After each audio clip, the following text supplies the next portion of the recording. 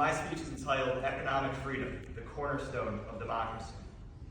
130 years ago, Adelmo Leo Sereni Sr. stepped foot onto the streets of Sao Paulo, Brazil. He fled the Sicilian Mafia to secure freedom in the New World.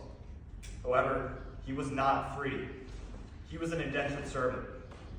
Sereni would spend the prime years of his life away from his family and everything he loved by laboring away for his master.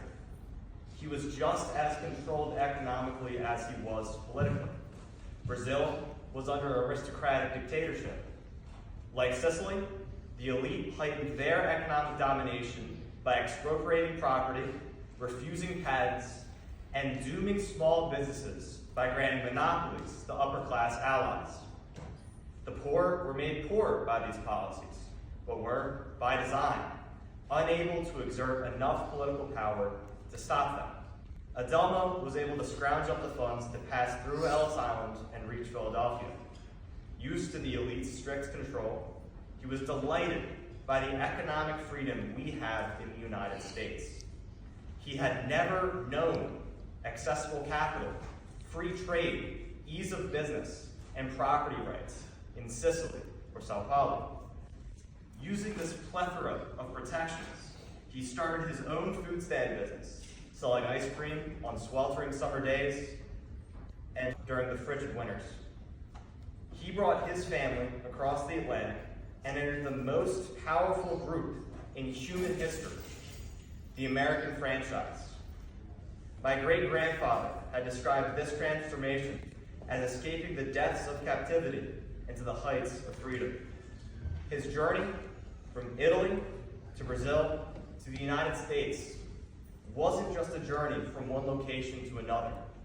It was an ascension from servant to citizen. Economic freedom is America's raison d'etre. Our nation was born in the face of British taxes, restricted trade, and restricted movement. The United States has a strong democracy because we have benefited from the virtuous cycle of economics. When a broad populace enjoys free economic institutions, the populace enjoys economic power, and thus political power. They use this political power to attain free and fair economic institutions, and the cycle repeats. America has built a robust democracy due to this cycle. However, if any part of the cycle is compromised, we see democratic deterioration. In the 1930s, Huey Long, the governor of Louisiana, was able to establish a dictatorship in Louisiana due to widespread poverty and middle-class decay. Similarly, the Sicilian mafioso, or the Sao Paulo elite, used his unlimited power to persecute his enemies and levy unfair taxes. Under deteriorating economic institutions, someone like Huey Long could appear anywhere, denigrate our institutions, and drive our home into dictatorship.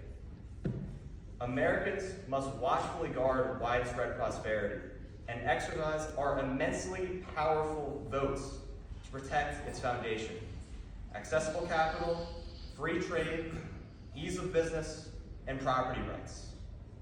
As the accomplished economist Milton Friedman said, economic freedom is an essential condition of all other freedoms. The desire for democracy is innate in humanity, but can only endure when built upon its greatest cornerstone: a free, fair, and empowering economy. Thank you all so much.